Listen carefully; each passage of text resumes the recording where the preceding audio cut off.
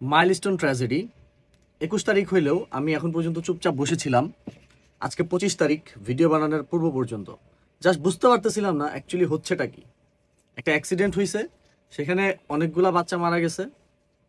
এর বাইরেও মাইলস্টোন নিয়ে অনেক বেশি জল ঘোলা হয়েছে। জিনিসগুলা আমি কয়েকটা পয়েন্টে যদি আপনাদের সাথে আলোচনা করি।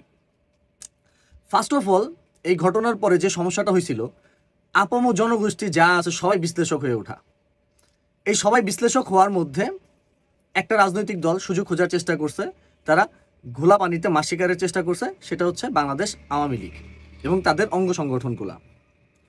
এত এত সমালোচনার মধ্যে আর্মি যারা সঠিকভাবেই তাদের কাজটা পালন করছে, যথেষ্ট বিতর্ক আপনারা করতে পারেন, কিন্তু ওই আগুন নেভানো থেকে শুরু করে বাচ্চাগুলোকে বের করে আনা এই ফায়ার সার্ভিসই করছে, এই আর্মিই করছে, এবং তারাই তাদের লাইফের রিস্কটা নিছে।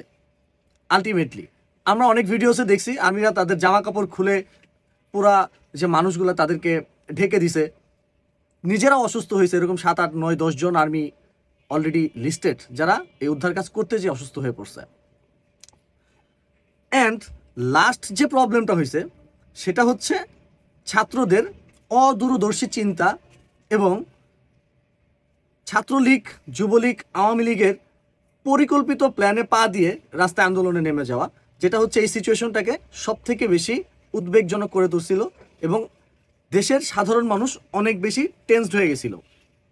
সেইখানে তারা সচিবালয় ঘেরাও করে এবং পরবর্তীতে তাদেরকে আইনশৃঙ্খলা বাহিনী বিভিন্নভাবে তাদেরকে প্রতিহত করার চেষ্টা করে। এখন এই জায়গায় ছাত্রদের যে খুব বেশি দোষ আছে এমন না, তারা অ্যাকচুয়ালি এখানে ট্র্যাপের শিকার হয়েছে এবং তাদের ইমোশন নিয়ে খেলা হয়েছে, যেটা বাংলাদেশে সবসময়ই হয়। এই লাশ নিয়ে রাজনীতি করা, এই সিচুয়েশনকে ঘোলা বানায়া নিজেদের উদ্দেশ্য হাসিল করা, এই যে অপরাজনীতি, অ্যাকচুয়ালি এই অপরাজনীতিটাই বর্তমানের যারা সুশীল, বর্তমানে যারা দেশ নিয়ে সুচিন্তা করে, তারা চায় না। তো আমরাও চাই না লাশের রাজনীতি হোক। দেশকে যারা ভালোবাসবে তারাই দেশের চেয়ারে বসুক এবং তারাই দেশটাকে শাসন করুক। লাশ নিয়ে যারা খেলবে তারা না।